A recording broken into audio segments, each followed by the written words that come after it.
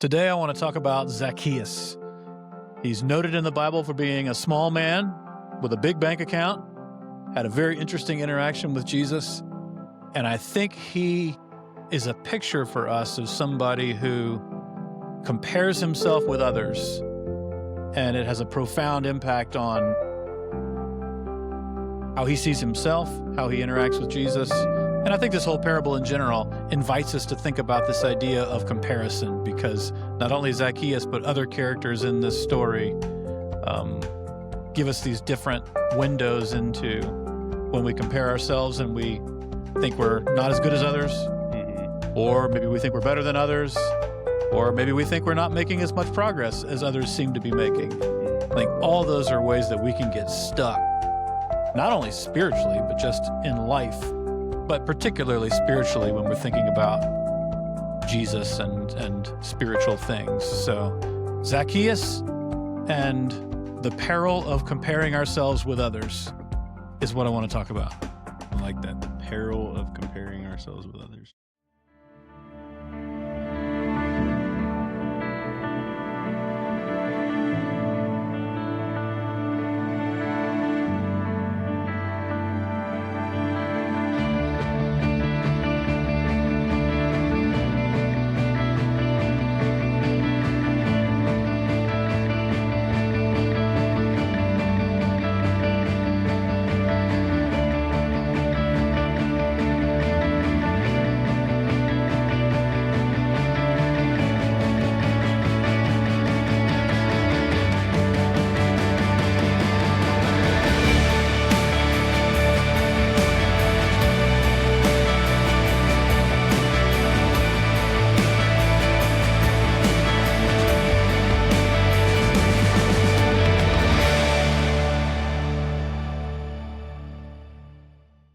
Welcome to the Four Leg Norman podcast. You're here with Anson Hamberry and Tucker Furr. We're your host along this journey. If you've been listening for a while and you don't know us, Anson's the lead pastor at our church, and I'm the community pastor. And we started the Four Leg Norman podcast as an extension of our church's mission, which is to bring healing, connection, and purpose to people all around Lake Norman through the love of Jesus. And we hope that this podcast is an extension of that for you.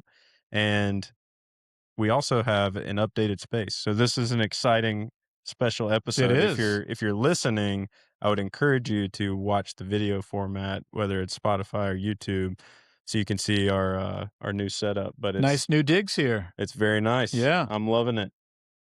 It feels better than it did before. It does. Yes. Yes. It will be much prettier to look at for you guys, and it just feels more cozy for Anton and I when we're recording. Yeah. So shout out to Debbie Dorsey if you're listening to this. She's one of our amazing volunteers at the church who put all this together. And if you're not from the Lake Norman area, you can look at this map here between us and look at maybe one of the more interestingly shaped lakes that you'll ever see.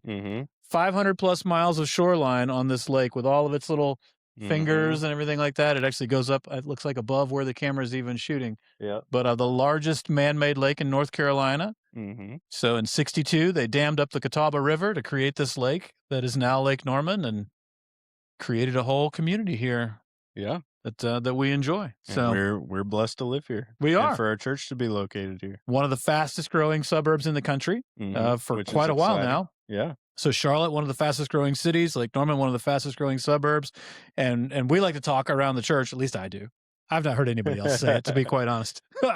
But I have this idea that, between our church and other, like-minded churches in the area just working together to love and serve our community, I'd like to think that we can be an influence in our community such that we might be the most welcoming, high-growth suburb in the country. I would love it if people moved to Lake Norman and just felt something different around this place, a different level of hospitality, a different level of connectivity and meaningful things happening. And I would love for our church and other churches to be right at the center of that. So when we think about being for Lake Norman, that's what my hope is, that, by doing this sort of a thing, having these kind of conversations, really everything that we do and serving opportunities at the church and such, that it would have a spillover effect into our community that really would transform our area for a long time to come. Yeah. And on those lines, I think you mentioning partnering with other churches is just a really timely example of that. Is a church in our area, Grace Covenant, put on this event called Building Hope, Mm-hmm. and so it's very similar to Habitat for Humanity, but a lot of churches in our area participated in it. I think we had 6 or 7 churches in the area, different denominations, different Right. backgrounds, all working towards the same goal. And we built 6 houses that are going to be sent to Western North Carolina for victims of Hurricane Helene. Man, that's one of the things, like, I've worked in churches in other areas, and I think this community in particular has this, like, rich partnership between Mm-hmm. churches that I just haven't experienced personally Yeah. in other places. Yeah, it's just a really powerful thing, especially when people are looking at the church being like, "Why are there so many denominations? It seems like there's a lot of division." Yeah. And to do something like that where we're coming together and working towards a common goal is I thought it was really powerful. Oh, yeah. Yeah, definitely so. It's a cool Yeah. feature of our community. Yeah, absolutely, absolutely. And another really cool thing going on is March Madness, hence why I'm wearing my orange today. Because we made it to the Is Sweet 16. Tennessee still in it? They're still in it. Florida, sadly, is not. Florida sadly got upset. It was like a last second shot too, I think. Yeah, I It's didn't like see it, but I heard about it. the most heartbreaking way to lose. I guess they're not running it back, Anson. Not running it back. Yeah, and I don't know that we're gonna make it any further, but Sweet 16. we made it to the Sweet How 16 for about the that? 4th straight year, Yeah. so And that's shout out to the something. High Point crowd here Yeah, in North Carolina, getting into the yeah, dance, at least winning the first round game. mhm. That was pretty cool. Yeah, it's funny, this year there just weren't as many upsets as Right. and I think it's probably has to do with the whole NIL landscape and a Right. lot of that, but it's still fun to watch, especially Yeah. when your team's still in it. It's enjoyable to watch. Congratulations. All right. So, yeah, that's enough, basketball talk.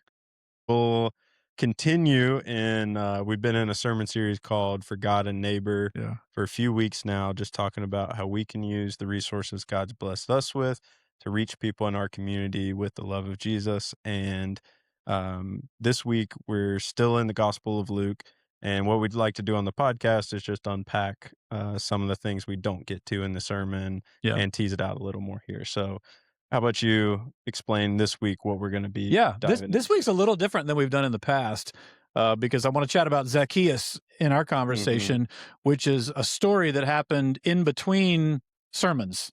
Yeah. So a couple weeks ago, we were in Luke 18 and talking about just what it looks like to love God and love neighbor through the teaching that was there. And then this past Sunday, we jumped to the middle of Luke 19 and talked about the importance of investing in gospel multiplication. And so Jesus gives this parable, and the sermon focuses on the teaching in the parable that's in the middle of Luke 19.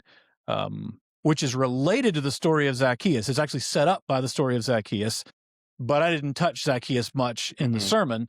So I'd like to take a little bit of time to kind of unpack that, both as an add-on to what we talked about in the sermon, and also just kind of the standalone things that the story of Zacchaeus helps us to reflect on. Yeah. Because so the story of Zacchaeus ultimately is not about Zacchaeus; it's ultimately about Jesus. Mhm. So it starts with Jesus coming into Jericho as he's on his way to Jerusalem. We've been making that point all along. So all of this journey that we've been on in Luke has been Jesus literally being on a journey Mhm. to Jerusalem where he knew he was going to die on the cross. And so this is his teaching along the way. Jericho is not that far from Jerusalem, so he's getting closer.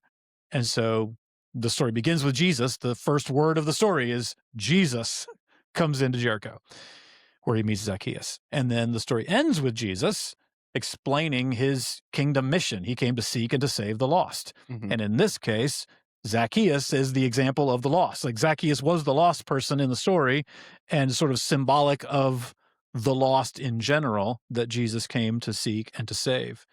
And that's kind of the story of Zacchaeus, and we'll come back to that in a second. But what that did was it set up a teaching of Jesus in the next parable. And the reason that Jesus gave that next parable was everybody was thinking at the time Jesus is going to establish his kingdom right away. Like he's going to Jerusalem Mm-hmm. to overthrow Rome. And what we saw with Zacchaeus, like he was seeking and saving the lost in Zacchaeus, it's going to be like an explosion when he gets to Jerusalem, and the lost are going to be found. The enemy's going to be overthrown. Jesus' kingdom is going to come. This is what everybody was excited about. Mm-hmm. And this is what a lot of the people who were drawn to Jesus' teaching were excited about, because they've been waiting for generations Mm-hmm. for King David's heir to come along Yeah. and be the new king and bring the eternal kingdom. And they thought, this is it. It's about to happen. And so Luke, as he's writing this gospel, tells us that there were people overhearing Jesus' interaction with Zacchaeus, hearing this story, watching it unfold, and they thought that the kingdom of God through Jesus was about to come all at once. So to correct that misunderstanding, Jesus told a parable about someone who was a would-be king, like an heir to the throne, Mm-hmm. going away to receive his commission or title as king, and all this activity that happens while he's away, and then when he's given the title of king, coming back, and this reckoning when he comes like fully as king and returns after this long journey. And so it's a parable about this journey of Jesus from the resurrection to his second coming. And it's the time that we live in right now. Mm-hmm. And it's, the basic point is that the seeking and saving of the lost is to happen between Jesus' resurrection and the second coming. And it's a commission to all of us who are Christians, followers of Jesus, to be about the work of gospel multiplication, to be doing the work of Jesus of seeking the salvation of the lost and doing everything that we can to help that cause and to see it multiply. So that's the sermon.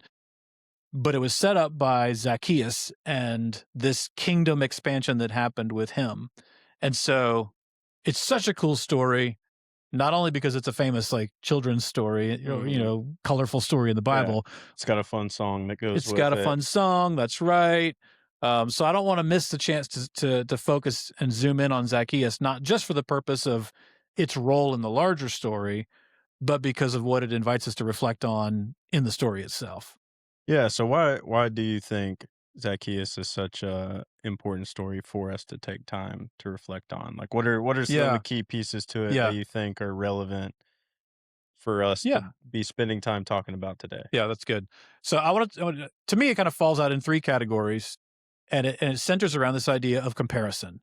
And I think Zacchaeus himself gives us a picture of somebody who gets stuck in comparing themselves to others and seeing themselves kind of coming up short.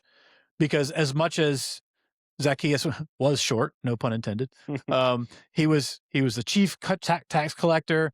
He was wealthy, the text tells us. He had achieved, status and wealth and those sorts of things. And so in that respect, he had achieved an elevated position relative to others. But I think there are clues in the text that spiritually, in terms of his interest in Jesus, but also his interest in keeping himself hidden, gives us some clues into maybe a comparison trap that Zacchaeus felt, or that he fell into, of he's spiritually curious. He wants to see Jesus. He wants to see what's going on, who this Jesus is, but he does something in the story to keep himself hidden, to avoid exposure so that he can see without being seen. And I think that invites us to reflect on someone who might find themselves in a place where they are spiritually curious. Like, okay, I'm curious what's going on with Jesus and Christianity, but I compare myself to other people and I look at their lives, or at least what their lives seem like, and my life is nothing like that. So people will hang around and want to kind of observe and learn, but are afraid of being exposed. So I think there's this comparison that comes for people who are spiritually curious, but afraid of being exposed. That's one.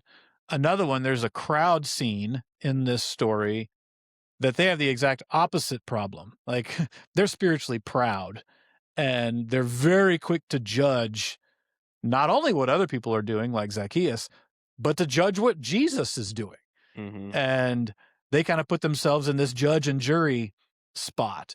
And so I think spiritually proud people can get stuck in this comparison trap of thinking they're better than Mhm. others.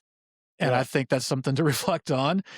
And then thirdly, and maybe the most, I don't know, difficult's not the right word, common maybe, um, is you see in this story, Zacchaeus becomes spiritually responsive. So he kind of moves from being spiritually curious to spiritually responsive.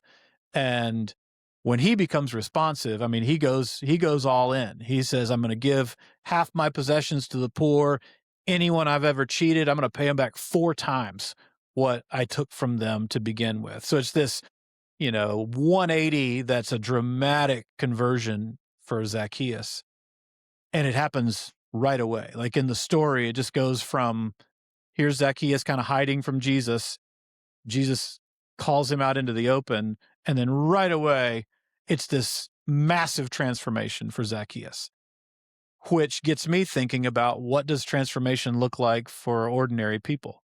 Mm. Like what does that look like for most of us when we go from spiritually curious to spiritually responsive? Or maybe we go from spiritually proud to spiritually responsive, like we do the right thing. Mhm. We are humble and respond to the invitation of Jesus to be saved. Jesus came to seek and to save the lost. But we see the progress that other people seem to be making Mm. in their spiritual lives or in their lives in general. And we think about the progress that we want to be making, and we start to compare progress. Mm. Either we compare ourselves with others and think, man, it seems like Tucker's just doing really well. And, he's thriving and his family's doing well. And, they just invited him to do something at the church that's really important and kind of, Mhm. exciting.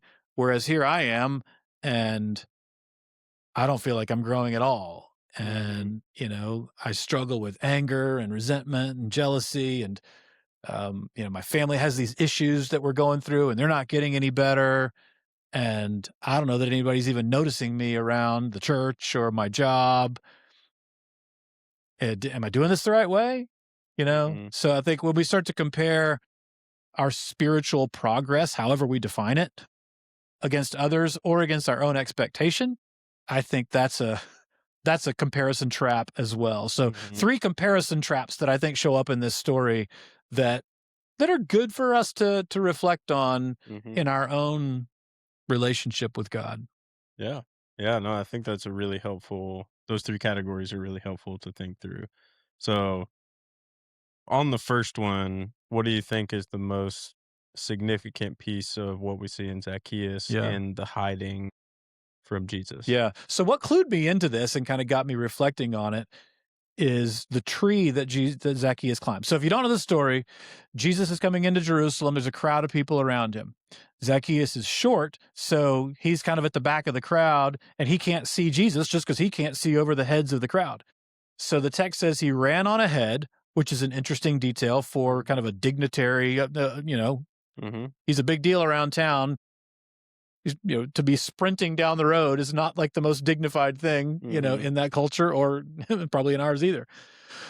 But what you might think and what I mean, so if you're running ahead of a crowd to get to where Jesus is going, like further up the road,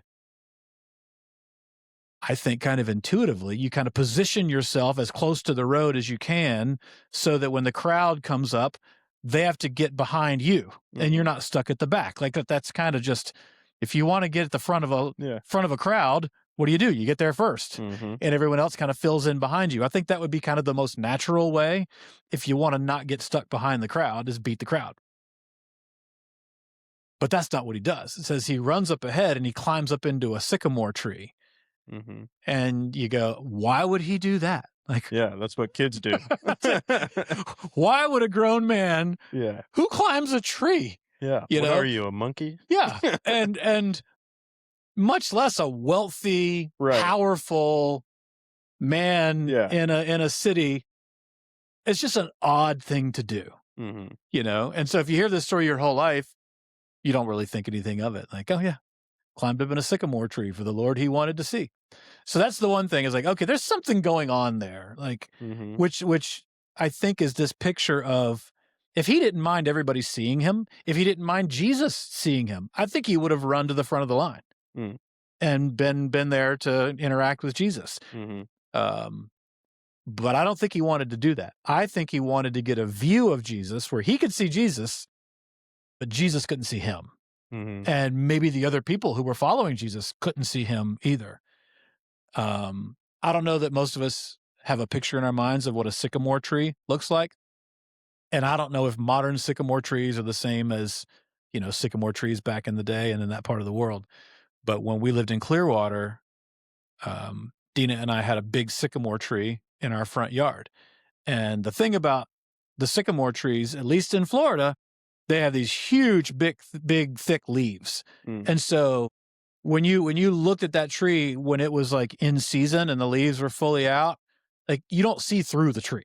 Like Mm. it would be a good tree to hide in because the leaves are so thick and they're so densely packed in together that if you wanted to hide and not be seen, a sycamore tree would be a good place to do it. Mhm. Um, and that just kind of got me reflecting on what's going on with Zacchaeus, that this would be his chosen way Yeah. of trying to see Jesus. And it just got me thinking about kind of a game of hide and seek. Like he's spiritually curious. He wanted to see who this Jesus was that everyone had been talking about, but I think he wanted to keep himself hidden. And I don't know this. I mean, the Bible doesn't come out and say it, but I think one reason that we want to keep ourselves hidden from Jesus is that we might compare ourselves to others and see all the ways that we come up short. Mhm. Like I imagine here's this tax collector, and what we know about tax collectors is they were known cheats. They were getting rich on the Mhm. backs of, people that didn't have near as much wealth as they did. So I'm imagining a guy with a pretty heavy guilty conscience. Mhm. Maybe he's thinking he could find forgiveness from Jesus. And maybe he wants that and he wants to be close enough in proximity that he can see what's going on. But that guilty conscience and that comparison of himself with more upright people Mhm. um, keeps him hidden.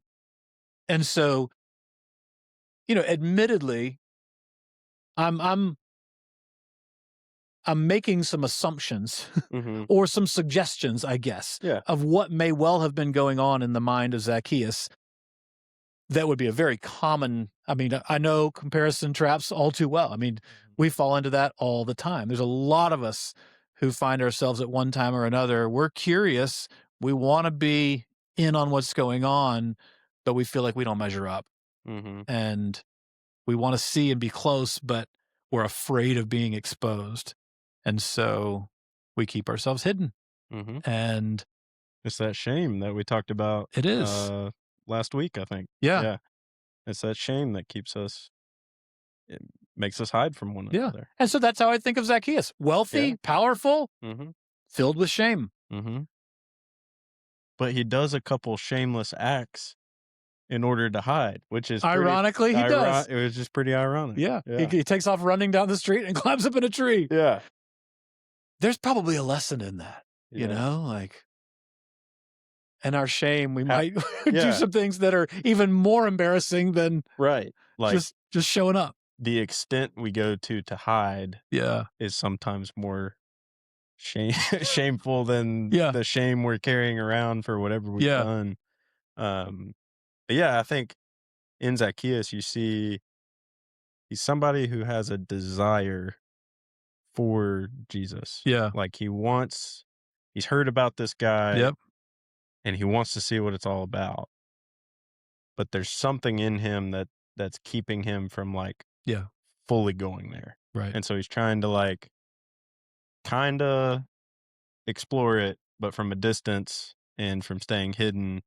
And I think that's a pretty common experience for Very. people who maybe didn't grow up in church or hear about Jesus and hear about the Bible, but have never really like been around Christians, or Mm-hmm. maybe they have and they've been around Christians that hurt them really bad, and they're like, "See, this church thing, I don't know about, Yeah. but this Jesus guy sounds pretty great. So, like, I don't know." Right.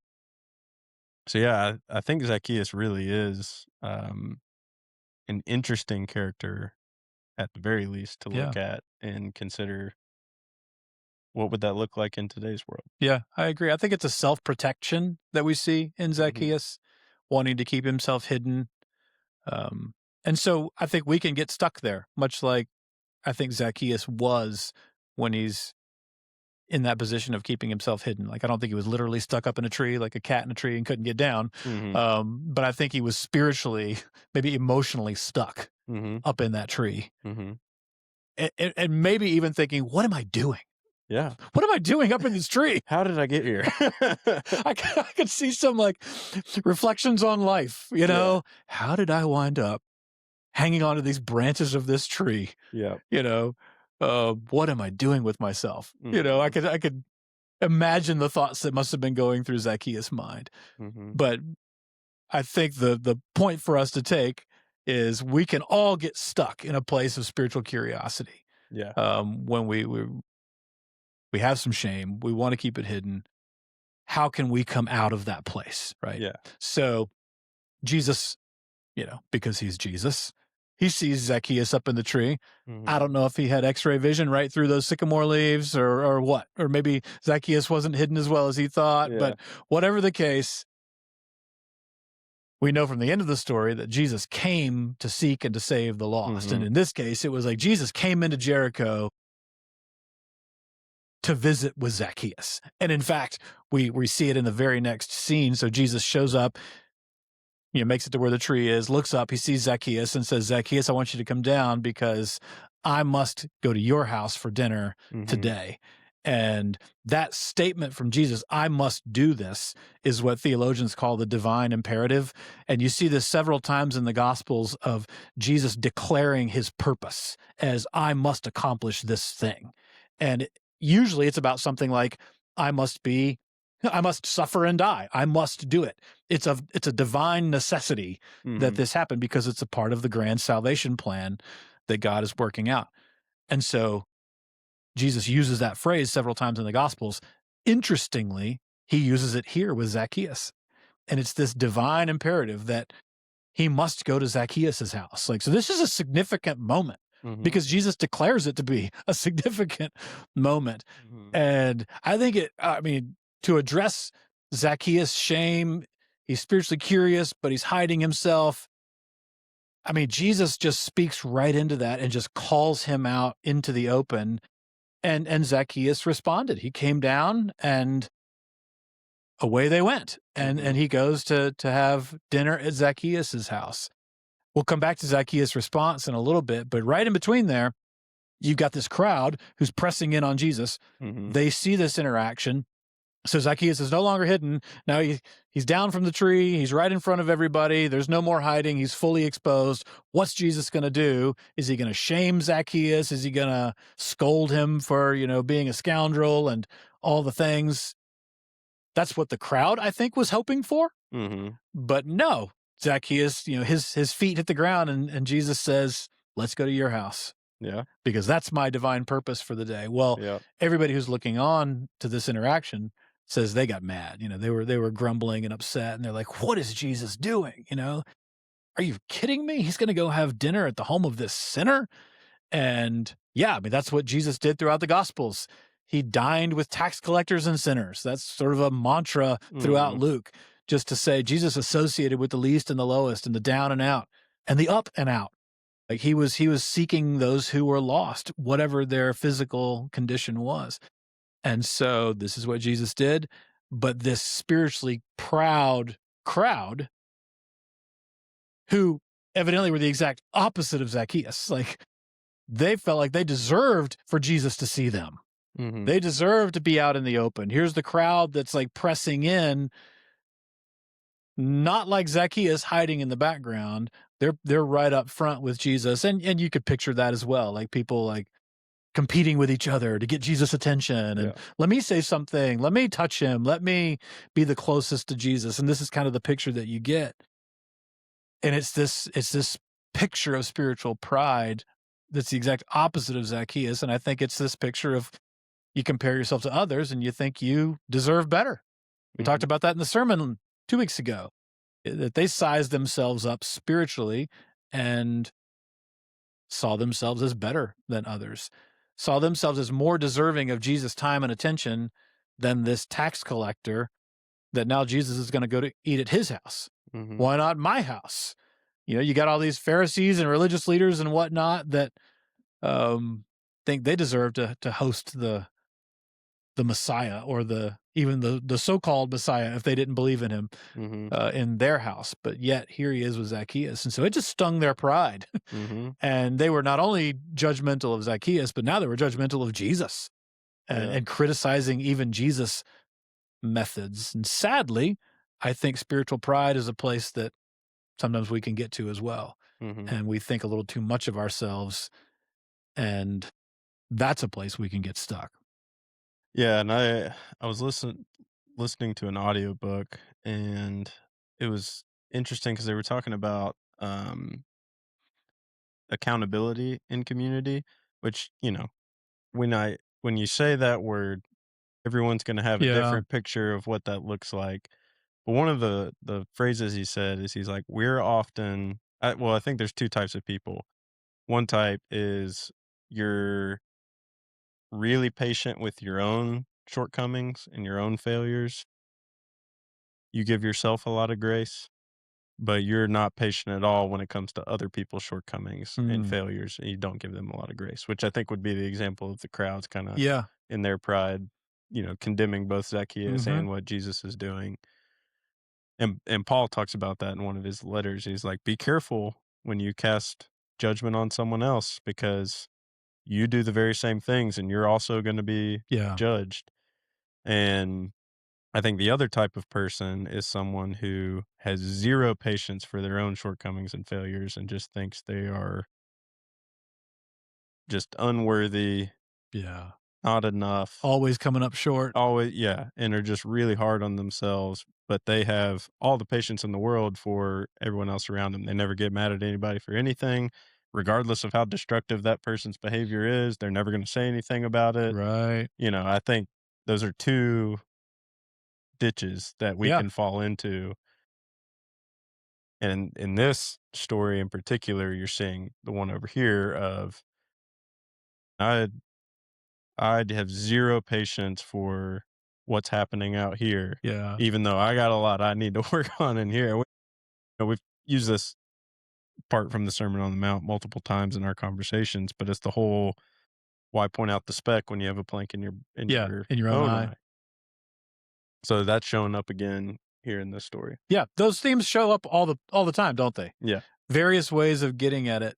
And yeah, I mean, I like the way you articulated that. Just the patience with ourselves versus others says a lot about comparison. Hmm. Like when we compare ourselves to others, we either think we're more deserving or less deserving of grace Hmm. and of patience. So yeah, it happens to all of us. So we can get stuck spiritually curious. We can get stuck spiritually proud. Wherever we're stuck, there's a way out, and Hmm. it's through Jesus and an invitation to respond to him, which is what Zacchaeus does. Not only does he come down out of the tree, Jesus comes to his house, but then it changes him Hmm. dramatically. So he went from this chief tax collector, who everybody knew were scoundrels, to giving away half of his possessions to the poor, paying back fourfold anybody he'd ever cheated. And Jesus affirms that response. And he says, see, today salvation has come to this household, for this man too is a child of Abraham. The Son of Man came to seek and to save the lost. And so it's like Jesus is declaring to Zacchaeus in front of everybody and in writing for all of us in the Bible Hmm. to sort of look at this story as an example of one who was lost having been found, Hmm. one who was born a child of Abraham. His name, Zacchaeus, means righteous. even though his life was an unrighteous life. And it's like Jesus calling him up to who he was born to be, Oh, I to who he love was that. created to be, you Yeah. know? He's Zacchaeus. He's a righteous child of Abraham. Mm-hmm. So get off this path of being a selfish, Yeah. swindler, and be righteous. Be who you are called to be.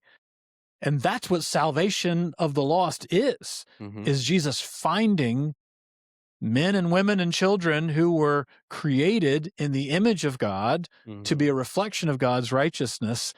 But we've gotten lost in a broken world that leads us astray at every turn. We go our own way, like Isaiah 53 We all, like talks. sheep, have gone astray. That's right. And so to be found is to experience the healing, connection, and purpose that God brought to Zacchaeus that day.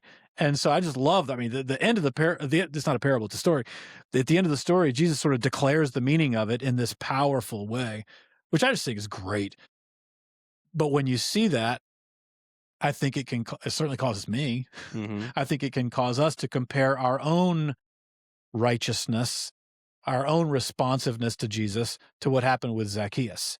Because you see Zacchaeus, I mean, it was like, you talk about a Damascus Road conversion. It's about like Paul's story. Paul went from a persecutor of Christians to the Apostle Paul, the greatest missionary and church planter that God has used on this planet. And so this Damascus Road is like a symbol of an overnight transformation, and everything is different. Everything is new. And that's how it was with Zacchaeus. He had his own Damascus Road conversion. It was the road to Jericho. And he went from, being the tax collector to being someone who was generous and self-sacrificing and, a picture of the righteousness of the kingdom. And in the story, it happens in less than a verse. I mean, you don't even get it was just it cuts from, like, if you're watching this on a TV show or a movie, it cuts from Jesus and Zacchaeus standing under the tree, and Jesus says, "I must eat at your house today." The very next statement is Zacchaeus stands up and declares, "Here and now, I give away half my possessions to the poor, and I repay everyone back fourfold what I've cheated from them." And you go, how did that happen? Like, it was like instantaneous transformation. If you think about the story a little bit, you think, okay, I think there's some compression of time in the story because in that day to have dinner was a long process, So for Jesus to go to Zacchaeus' house for an unexpected dinner, I mean, for them to show hospitality to the stranger in that day, it would not have been uncommon for Zacchaeus to call the chief of the servants and say, "All right, go out into the fields and kill one of the calves and then butcher the calf and prepare the meat and go and, grind the wheat to make the flour to bake the bread." And so it was probably hours of Zacchaeus and Jesus and whomever else in the household or whatever spending time together while the meal was being prepared that they would have enjoyed that evening. So that's probably the shortest amount of time that it possibly could have been, was a matter of hours. But it potentially could have been a matter of days. I mean, we don't have any indicator of time that, perhaps Jesus stayed with Zacchaeus and maybe they talked all night long. Yeah. and early the next morning, Zacchaeus he had his come to Jesus moment. And this is how it happened. Or maybe it was a couple days later. We don't know. Whatever it is, it had to be longer than it reads in the text, but it had to also be pretty quick in terms of just life. So hours at the shortest, maybe days at the longest. But it's a pretty quick transformation. Yeah. and it's easy to go, my life hasn't been like that. Yeah, because I don't think that's a common experience for most people who follow Jesus. But I think that's a problem because when we read the Bible, or one of the challenges for us in reading the Bible is so often the stories are like that. Yeah. And it seems to us like everything in the Bible just happened with instant transformation, even though in many cases in the Bible, probably a lot more time went by than it appears to us if it's just like a casual reading. Yeah. Or you don't get all the details of like the challenges that came up after that moment. Right. Like I think of the Pentecost in Acts, like when God sends his spirit on his followers, they're preaching in all these different languages, and it says that day 3,000 were added to their number. Yeah. It's like, wow, I mean, this is incredible. But like working in a church, you think through the logistics of like, what are you going to do with that many people? Yeah. And, Acts doesn't explain in Nope. detail, like, what all they went about doing. But I'm sure there was a lot of headaches, a lot of challenges, a lot of things they had to work through and sort through, probably a lot of relational conflict and Right. divisions that they had to squash. And I who did the mean, counting? yeah, They're like, yeah, how did they know? yeah. Yeah, you're right. I mean, there's so much behind these things that if you're just seeing it at surface, on the surface level, Mm, we make these natural assumptions and it's a comparison, mhm, right? We naturally compare our own timetable, which in most cases we think is too slow. mhm. Like we want good things to happen to us yesterday. Yeah. We don't want to wait till next week or next month or next year or 10 years Mhm, away for the good things to come our way that mhm, that we're hoping for, or the good qualities to emerge in us that we're hoping for. Like we see someone else and man, that's a really patient, kind person. I wish I was as patient and kind as that person. But I've been responding to Jesus for 25 years mhm, and I still lose my patience, mhm, over silly, dumb stuff. Like, what's the matter with me? Am I not responding the right way? I think there's so many different ways that we can compare our spiritual progress against either the spiritual progress that we're reading about in the Bible, in this mhm, case, Zacchaeus, or the spiritual progress of somebody else in our lives that looks like they're running in circles around us. Truth is, that person maybe have something else in their life that mhm, they look at someone else, or maybe they even look at us. And we're so prone to comparing our experience mhm, with our perceived experience of others that we just get stuck in this killer loop of, either we come up short or sometimes we get proud and we think we're ahead. mhm, But I think where the story of Zacchaeus lands is so important for us in this comparison trap of progress. As much as our response is important and we mhm, are called to respond to Jesus, come down out of the tree. Invite him into our home, into our lives. Make the changes that he calls us to make. Like all those are responses that we're accountable for. But ultimately, it's Jesus that's doing the seeking and the saving. Like he's the mhm, initiator, he's the one who's making it happen, he's the one who's in control. It doesn't absolve us of responsibility, but it does remind us that the timetable of our lives ultimately is out of our hands, and Jesus, by the power of the Holy Spirit, in the sovereignty of God the Father, is working in each and every one of our lives and transforming us and changing us at exactly the pace that he's working. mhm, He's not frustrated with our, lack of mhm, progress. Now, does he always call us forward? And are there consequences that sometimes we have to pay for our own wandering around because we're so used to going our own way mhm, that it's hard for us to stay on the straight and narrow, mhm, if you will. Sure, all those things are true, but in the story and in life, it's a story about Jesus and it's mhm, a story about what he's doing. And our response is just he's inviting us forward again and again. And yeah, the point is not for us to compare our experience to others, mhm, to, you know, downplay or overplay our responsiveness. It's in humility to respond with trust and to follow him to the next thing. mhm. Um, yeah. Yeah.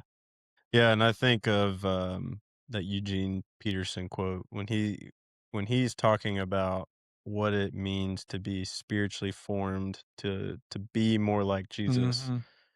He describes it, and it's one of my favorite quotes and ways of describing it, but it's a long obedience in the same direction. Mhm. Because I think that's the experience for most people, is not this drastic Damascus Road Paul Right. experience, but, okay, I wanna follow Jesus. I wanna trust in him as Lord of my life, Mhm. and then you start just chipping away at putting some some practices in your life that draw you closer to Mhm. him, that help you grow in love for him and love for others. And over time, as long as you stay committed to it and that long obedience, then you begin to see the fruit of the Spirit show up in your Yeah. life. And it doesn't all happen at once. It doesn't come all at once. Like Yeah. I think of so Tennessee football just started spring practice, which in football world, spring practice is like you're learning the fundamentals, you're getting the playbook Yeah. down. Because when you hit fall camp, it's Yeah. like go time. You're gearing up to play games. But in the spring, you gotta slowly it's a lot of walkthroughs, it's a lot of doing drills and, like, just repping things over and over and over again to where it becomes, like, part of who you are, so that way when you get to the fall, you can really lean into, like, actual game planning for specific teams and learning more intricate concepts in the playbook, and you can start to add more things on. And I think the spiritual life is much the same way. You have to Yeah. start at this place where you're just slowly being obedient to Jesus in small things, and the longer you do that, the Lord's gonna bless that. And so I actually think this, new fancy podcast studio we're sitting in is a great analogy for this because this room, before we had a podcast in here, they painted this wall and hung some lights up to film videos that we would use in our services. Yeah. And then, I had a podcast with one of my friends that we got too busy, it died. Yeah. And, we were talking through different ways we could reach people in our community. We were like, well, how about we try a podcast? We didn't really have anything to start a podcast, but slowly we started to add some things. We threw like a lamp in the corner and we had this, fake plant in this corner. We had the table at first and, had Yeah. multiple people on, and we're tucked back behind our worship center. Yeah. There's all kinds of junk out in the hallway. There's all kinds of junk in this room. It's And true, there is. we just had, this plain gray wall before, but we didn't let that prevent us from starting. Yeah. And we're on, I don't know, we're 30 something episodes in now.